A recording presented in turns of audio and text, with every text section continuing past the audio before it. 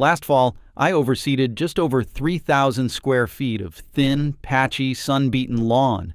And by week 6, I had a stand of grass so thick and so deeply green that my neighbor actually pulled his truck over in the road and asked me what I had done differently this year.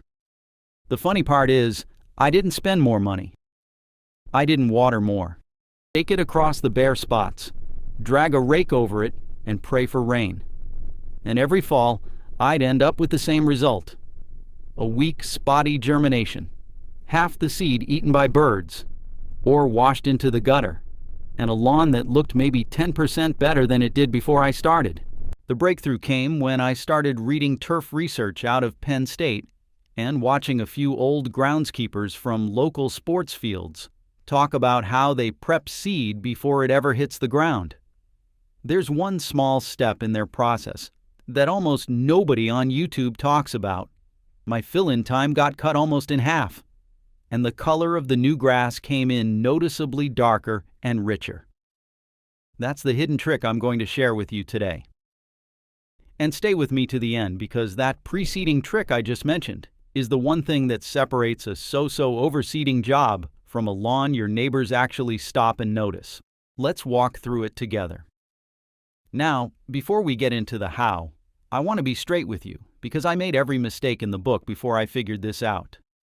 For years, I'd wait too long in the season. I'd buy whatever seed was on sale at the big box store, sometimes 3 different brands across 3 different falls. I'd skip aeration because it felt like too much work, and I'd look out at my lawn and wonder why it still looked tired. If you've been doing any of that, trust me, you're in good company. I was right there with you, scratching my head and blaming the weather. Here's the thing. When I finally stopped guessing and started paying attention to what professional groundskeepers do, I realized overseeding isn't really about the seed at all. It's about contact, moisture, and timing. Once that clicked, everything else fell into place.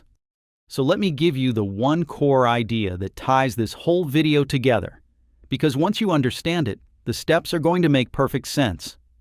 Grass seed needs 3 things to germinate well. It needs direct contact with soil. It needs consistent moisture for about 14 to 21 days. And it needs a soil temperature in the right range, which for cool season grasses like fescue, Kentucky bluegrass, and ryegrass is somewhere between 50 and 65 degrees Fahrenheit. That's it. That's the whole science. Most overseeding fails not because the seed was bad, but because one of those 3 conditions wasn't met. After testing this approach for 3 full seasons in my own yard, I consistently get germination rates north of 85%. And once you stop fighting the seed and start setting up those 3 conditions on purpose, your lawn really does take care of the rest. It's simpler than you think. All right, let's walk through the actual steps. The first thing you want to do, and this needs to happen about 3 to 4 weeks before your first expected frost, is mow your lawn shorter than usual. I dropped my mower down to about 2 inches for the overseeding cut, which is lower than I'd ever cut during the regular season. The reason is straightforward. Shorter grass lets sunlight reach the soil's surface, and it gives your new seed a fighting chance to make contact with bare ground instead of getting tangled in tall blades and dying up there.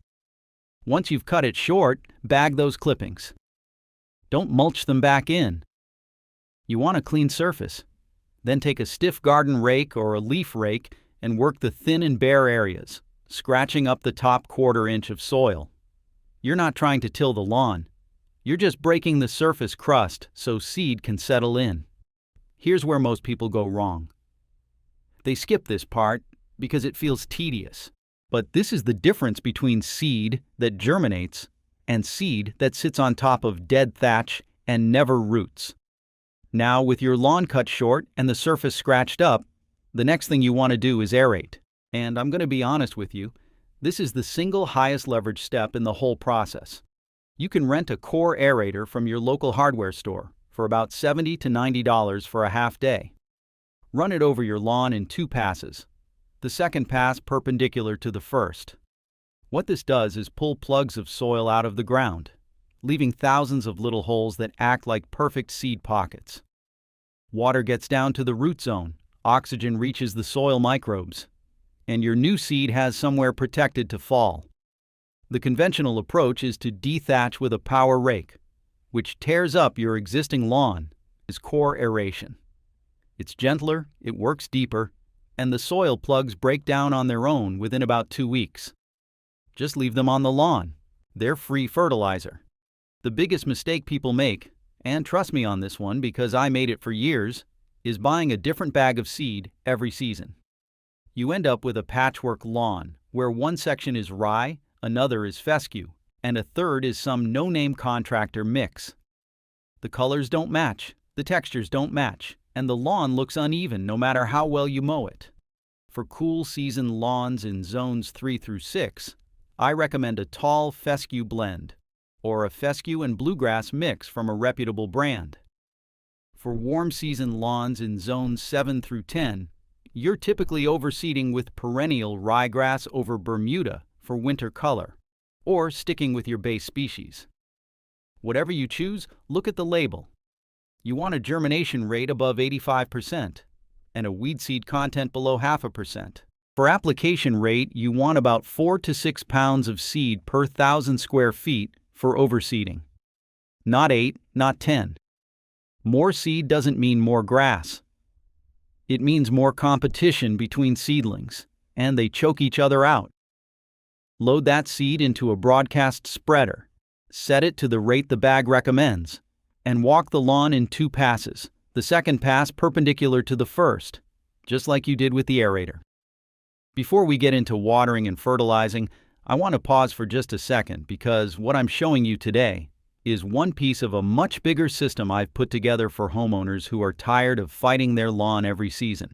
If you struggle with weeds the way I used to, with clover taking over in spring and crabgrass showing up in summer, I put together a guide called Larry's 30-Day Weed Kill Protocol.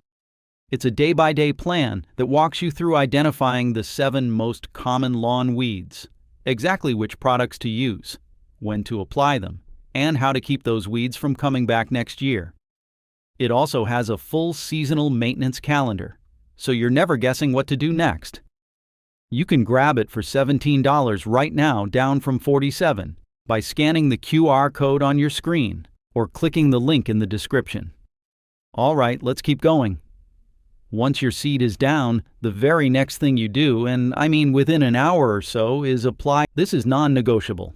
Starter fertilizers are formulated with a higher phosphorus content, usually something like a 12-18-8 or a 16-25-12 ratio. And that middle number, the phosphorus, is what fuels root development in young seedlings. Regular lawn fertilizer has almost no phosphorus. And if you use it on new seed, you can actually burn what's germinating. Apply your starter at the rate listed on the bag, which is usually about 3 to 4 pounds per 1,000 square feet, and put it down with the same broadcast spreader you used for your seed.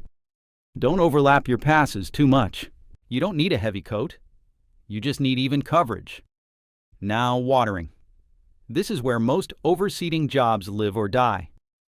New seed needs to stay consistently moist for the first 2 to 3 weeks. Not soaked, not sopping wet, just damp like a wrung-out sponge. The experts will tell you the seed can never dry out, and while that's the ideal, I'm going to be honest with you. None of us are home all day with a hose. What I do, and what works for almost every homeowner I've helped, is water lightly twice a day. Once in the early morning before work, and once when I get home in the late afternoon. Each watering is short, maybe 10 to 15 minutes per zone, just enough to keep the top inch of soil damp. If you get a couple of rainy days in there, that's a gift. Skip your watering for those days. The biggest mistake I see is people watering too deep too early, which washes the seed downhill and leaves bare patches at the top of the slope. Light and frequent. That's the rule for the first 3 weeks. After germination, you can taper down to longer, deeper waterings every other day, which trains the roots to grow downward. While you're waiting for your seedlings to come in, the most important thing you can do is leave the lawn alone. Stay off it. Keep kids and pets and lawn equipment off the new areas for at least 4 full weeks. I know it's hard, especially if you've got a big yard, but every footprint compacts the soil and breaks young roots. Don't mow until your new grass is at least 3 to 3.5 inches tall, which usually means waiting 4 to 5 weeks after seeding. When you do that first mow, make sure your mower blade is sharp. A dull blade tears young grass right out of the ground instead of cutting it cleanly. I put a fresh blade on my mower every fall before the first cut on new seed, and trust me on this one, it makes a real difference. Bag your clippings for the first 2 or 3 mows. After that, you can go back to mulching. Now, before I get to the bonus tip I promised you at the beginning, I want to talk about a few common patterns I see homeowners fall into, because avoiding these will save you a whole season of frustration. The first pattern is overseeding at the wrong time of year. People get the urge in spring, when the lawn looks rough after winter, and they dump seed down in April or May. The problem is, soil temperatures are still climbing, weed pressure is at its peak, and your young grass is going right into the heat of summer with no root system. Fall is the answer. Late August through mid-September for most of the country. The soil is still warm, the air is cooling, weed competition is dropping off, and your new grass has all autumn and the following spring to establish before summer stress hits. The second pattern is over-applying seed. I see homeowners put down 10 or 12 pounds per 1,000 square feet, thinking they're going to get a thicker lawn. What actually happens is the seedlings come up so densely that they can't develop strong individual root systems, and the whole stand thins out within a few months. Stick to the rate. 4 to 6 pounds per 1,000 for overseeding is plenty. The third pattern, and I did this myself for years, is skipping the starter fertilizer to save $20. Don't. Starter fertilizer pays for itself many times over in faster germination and stronger root development.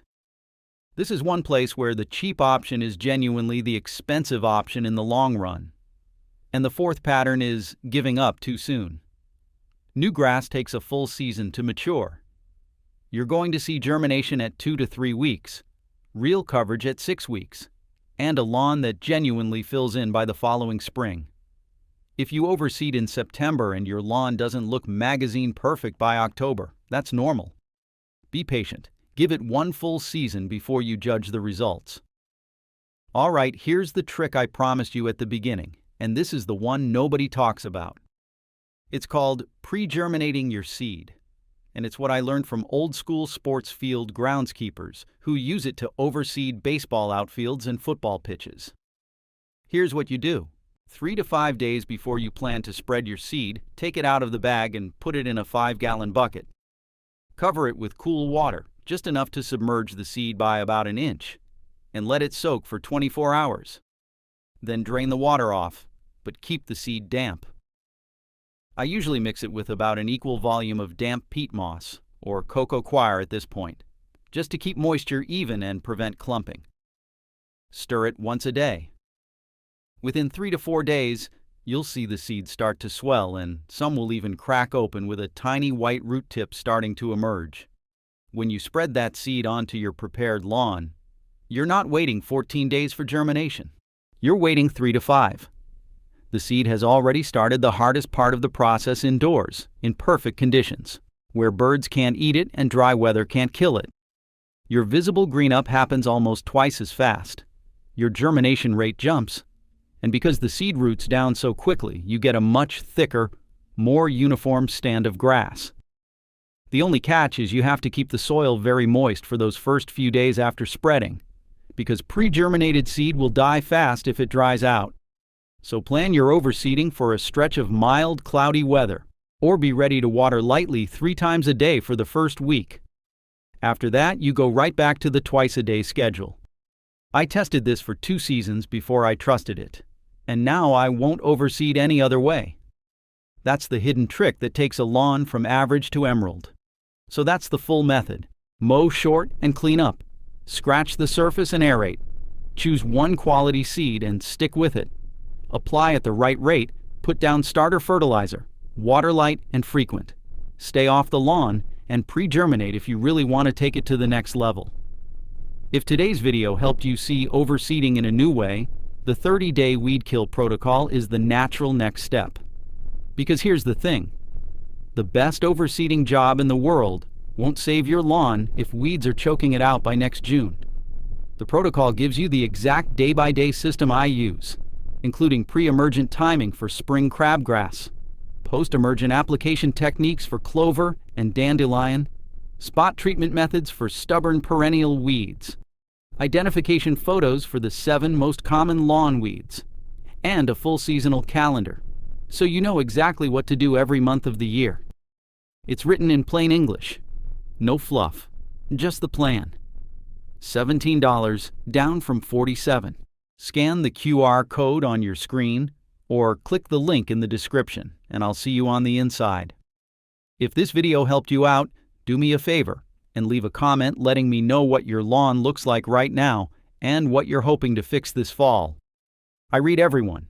Hit subscribe if you're not already, and I'll see you in the next video. Take care of that lawn, and trust me, it'll take care of you.